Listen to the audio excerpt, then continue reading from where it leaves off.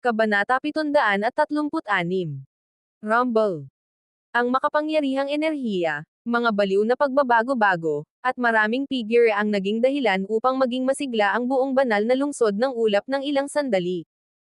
Sunod-sunod na lumitaw ang mga martial artist sa banal na lungsod ng ulap, at maging ang mga bihirang makitang spirit expert ay lumitaw.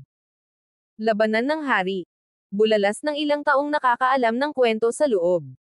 Karamihan sa mga taong ito ay mga lokal na residente ng lungsod. Bagamat mahaba ang kasaysayan ng lungsod, ang kakaiba ay kahit maraming martial artist sa lungsod, walang sino man sa akademya ang nagpakita. Siyempre, ang lungsod ay sinauna at misteryoso, at maraming makapangyarihang martial artist ang isinilang. Boom! Para bang niyurakan at dinurog ang espasyo. Isang malaking barkong pandigma ang dahan-daang lumitaw sa Heli City of Cloud. Ang barkong pandigma ay mahigit 200 metro ang haba, at ang ibabaw nito ay kumikinang na may gininto ang liwanag. Hindi mabilang na tekstura ang konektado rito, na bumubuo ng isang sinaunang porma sayon. Bahagya siyang nakaramdam ng isang uri ng nakakapangilabot na momentum dito. Ito ang barkong pandigma ng Divine River Sect. May isang tao sa banal na lungsod ng ulap ang nakakilala sa pinagmulan ng higanteng barkong pandigma na ito at hindi mapigil ang mapasigaw. Woo! Sa sumunod na sandali, may isa na namang nakakatakot na tunog ng friction. Ang tunog ng friction ay napakatalas, na parang pinuputol nito ang espasyo gamit ang isang matalas na talam. Ang mga alon na dulot nito ay naglabas pa ng nagyayelong focus. Lumitaw ang isa pang The Academy. Sa likod ng The Academy, may malalaking itim na pakpak. Ang mga pakpak na ito ay malinaw na hindi gawa ng kalikasan, kundi pino kinabukasan. Sekta ng Balahibo ng Langit. Lumitaw na ang sekta ng Balahibo ng Langit. Habang nakatingin sa mga disipulo ng Heavenly Feather Sect, agad na naglabas ng inggit ang ilang tao. Ang Heavenly Feather Sect ay isang mahiwagang akademya. Mahusay sila sa pagpino ng mga pamamaraan at pinino ang isang makapangyarihang pakpak na metal. Ang itim na pakpak na ito, kasama ang kanilang sariling tunay na enerhiya at mga espesyal na ruta ng operasyon, ay sapat na upang mapabilis ang kanilang bilis. Isa-isang lumitaw ang mga akademya. Lahat ng mga disipulo ng The Academies ay mahuhusay. Ang mga taong ito ay puno ng pagmamalaki, at karamihan sa kanila ay tila sumuko na sa kanila. Total, bilang mga mahuhusay na martial artist, ang mga taong ito ay may pambihirang kakayahan at lakas, kaya walang sino man ang makukumbansi. Akala nilang lahat sila ang bida sa pagkakataong ito. Hanggat hindi natatapos ang pakikibaka para sa kataas-taasang kapangyarihan, mananatili ang ganitong uri ng saloobin nila, magpapatuloy. Ang daming tao ang darating. Lahat ng mga alagad ay mukhang excited. Ang lawak ng lungsod ay sapat na kasya ang milyon-milyong tao. Kaya naman, kahit maraming disipulo ang paparating sa pagkakataong ito, ang lawak ng lungsod ay madaling buhatin. Hahaha. Ang tagal na rin mula noong huli tayong nagkita, mga kaibigan ng Great Yan Sect at The Boundless Academy. Isang malakas na tawa ang dahan-daang narinig mula sa malayo. Tila malayo ang boses, ngunit agad itong dumating. Sa sumunod na sandali, isang pangkat ng halos 100 katao ang lumitaw sa harap ng lahat. Ang grupong ito ng mga taong may itim na pakpak sa kanilang mga likod, at ang kanilang mga pakpak ay kumikinang sa isang metal na liwanag. Sila ang mga disipulo ng Heavenly Feather Sect. Ang pinuno ng Heavenly Feather Sect ay isang binata. Ang kanyang itim na kasuotan pangdigma at itim na mga pakpak ay nagmukha siyang hari sa dilim. Kabanata 737. Bagamat mukhang bata pa siya, ang tunay niyang edad ay umabot na sa antas ng katandaan.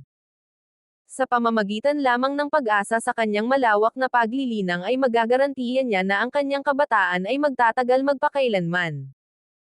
Base sa ugali ng taong ito, ang posisyon niya sa Heavenly Feather Sect ay napakapambihira. Si Elder Punaw pala talaga yan ng Heavenly Feather Sect. Matagal na rin mula noong huli tayong nagkita. Nang makita ang binata, bahagyang nagbago ang ekspresyon ng The Boundless Academy at ng mga nasa matataas na antas ng Great Yan Sect. Pagkatapos, Humagalpak sila ng tawa ng masayang-masaya at lumapit sa kanya. Halata na pamilyar ang mga elder ng Heavenly Feather Sect sa mga taong ito. Ang kanyang mga mata ay parang kristal na jade, hindi maarok at misteryoso. Malinaw na ang kanyang lakas ay umabot na sa mataas na antas. Bukod dito, mayroong likas na katwiran sa taong ito, na madaling makapagpapagustuhan sa kanya. Hahaha, hindi ko inaasahan na 3 sa 5 magagaling na The Academies ang darating. Kailan kaya darating ang Fire Cloud Sect at ang Heaven Mending Pavilion? May bahid ng pagkabigla sa mukha niya, at sabi niya ng may ngiti. Dumating na ang Fire Cloud Sect at ang Heaven Mending Pavilion. Dumating sila sa banal na lungsod ng Cloud isang araw bago nito. Nakangiting sabi ni Punaw. Ano? Nakarating na tayo. Tara na at hanapin natin sila. Bigla na lang, nagsimulang mag-usap ang 3 akademya at nagmadaling pumunta sa banal na lungsod ng ulap. Ang 5 dakilang akademya ay kombinasyon ng 5 dakilang akademya, kabilang ang The Boundless Academy, ang Great Yan Sect, ang Heavenly Feather Sect, ang Fire Cloud Sect, at ang Heaven Mending Pavilion. Magkakaugnay ang 5 dakilang The Academies, at sila ay kapwa kapaki-pakinabang sa isa't isa. Natural lamang, ang ugnayan sa pagitan nila ay lalong lumalim. Tara na rin. Ilang elder ng The Boundless Academy din ang nanguna sa team at nagsabi. Junior Brother Kan, tama. Magkasamang naglakad sina Zephyr at Yang. Sa sandaling ito, isang malinaw na boses ang dahan-daang lumabas. Gwapo ang nagsasalita, matangkad ang mga mata at may maamong ngiti, na agad siyang nagustuhan ng mga tao. Ang taong ito ay walang iba kundi ang disipulo ni Jun Zishao ng Great Yan Sect, si Duan Kongchen. Bilang numero 1 tao na mas mababa sa espiritu, natural lamang na may taglay na mga merito si Duan Kongchen. Sa kanyang paglalakbay, patuloy siyang nakikipagkaibigan sa mga disipulo ng The Boundless Academy at umani ng maraming papuri. Gayunpaman, ang komunikasyon sa pagitan ni Zephyr at ng kabilang panig ay ilang salita lamang.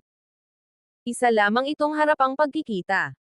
Hindi lang iyon, naramdaman ni Zephyr na kahit tila mabait at taos-puso si Duan Kongchen, nakakaramdam si Zephyr ng mapagkunwaring aura mula sa kabilang panig. Noon pa man ay naniniwala na si Zephyr sa kanyang intuition at persepsyon. Kaya naman wala kaming gaanong komunikasyon sa taong ito. Nagtataka siya kung paano magsalita ang kabilang panig. Anong problema, Senior Brother Duan? Haha, parang pamilyar si Junior Brother Kan kay Junior Sister Erin Rhodes. May banayad na ngiti sa kanyang mukha, tanong ni Duan. Habang nasa daan, tila nakikipagkaibigan siya sa mga disipulo ng The Boundless Academy, kaya natural lang na alam niya ang pangalan ni Erin Rhodes. Hindi masama. Bahagyang kumunot ang kilay ni Zephyr at mahinang sumagot, ngunit medyo alam na niya ang tungkol sa isip at layunin ng taong ito. Talaga. Tumango si Duan Kongchen, ngunit biglang tumangala ang kanyang mga mata kay Zephyr. Hindi niya pinansin si Yang sa isang tabi at seryosong sinabi. Hinahangaan ko ng husto si Junior Sister Erin Rhodes. Kaya naman, Junior Brother Kan, huwag kang masyadong lumapit sa kanya. Hindi ba't sang-ayon ka, Junior Brother Kan? Kabanata 738. Kahit na ang huling pangungusap ay isang pagtatanong, mayroon itong isang uri ng ganap na katiyakan. Ito ay isang uri ng mahigpit na panunupil na mahirap pabulaanan. Bagamat noong una ay hindi masyadong gusto ni Zephyr ang taong ito, wala naman siyang gaanong nararamdamang emosyon. Gayunpaman, ang mga salita ni Duan Kongchen ay malinaw na may dalang isang uri ng banta, isang malakas at walang pigil na banta. Para kay Zephyr, hindi siya natatakot sa mga banta ng iba. Pinaikit ni Yang sa isang tabi ang kanyang mga mata at malamig na tumingin. Magsasalita na sana siya, ngunit sa sumunod na sandali, tumugon si Zephyr. Habang bahagyang nakataas ang kanyang mga kilay, direktang nagtama ang mga mata ni Zephyr, at isang bakas ng lamig ang lumitaw sa kanyang mukha. Kung sino ang malapit sa akin? Wala kang pakialam doon. Ikaw. Sa harap ng tugon ni Zephyr. Malinaw na hindi inaasahan ito ni Duan Kongchen. Sa kanyang palagay, Ang Zephyr na ito ay nasa level 7 agility lamang. Dahil sa kanyang kalahating hakbang patungo sa spirit cultivation, si Zephyr ay walang iba kundi ang kayang durugan niya.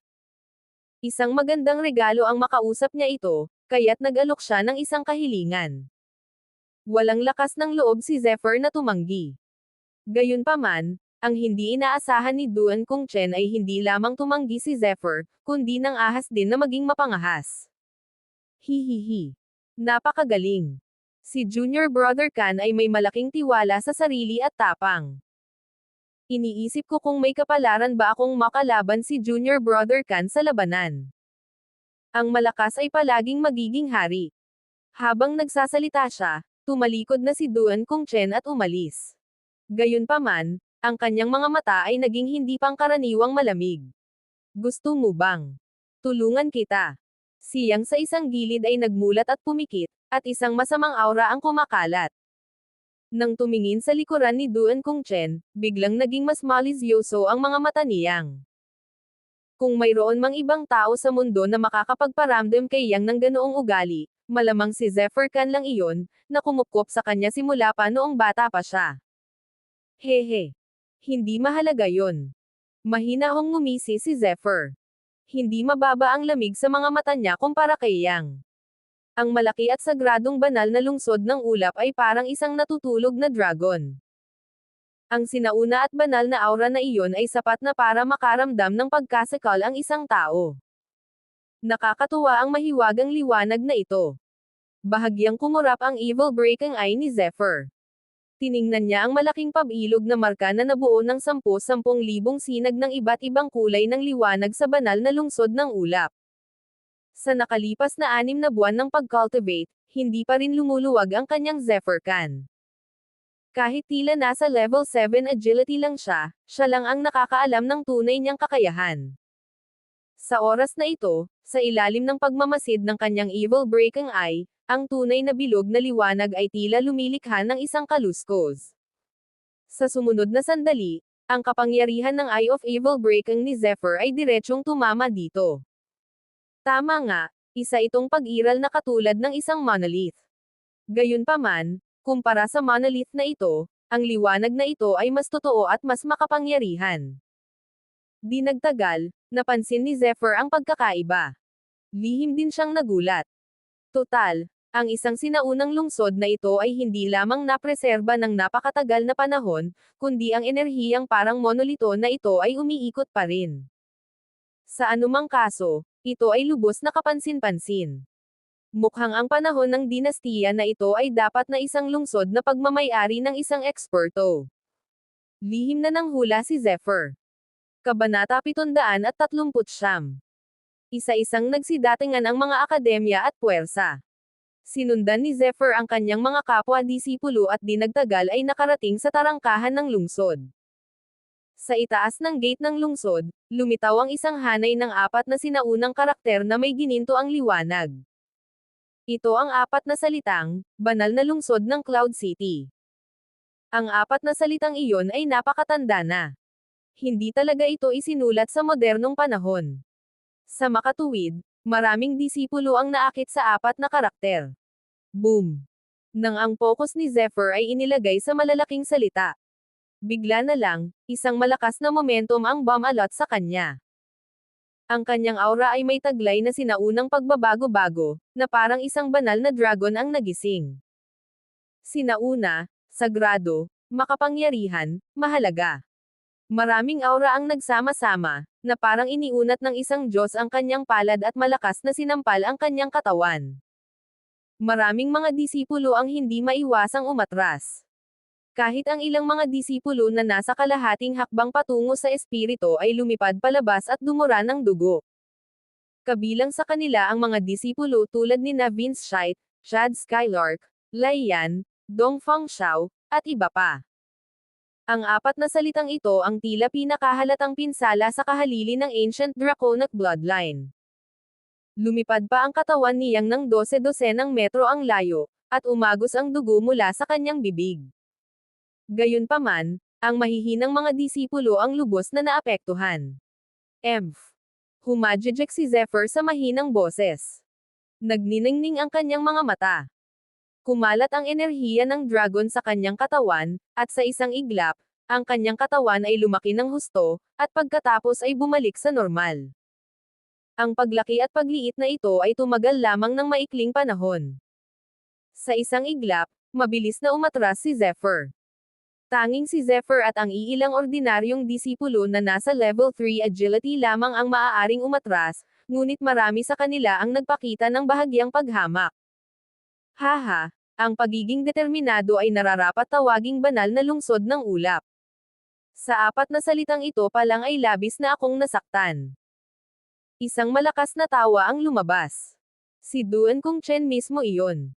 Ang layo na kakabalik lang niya ay halos 100 metro.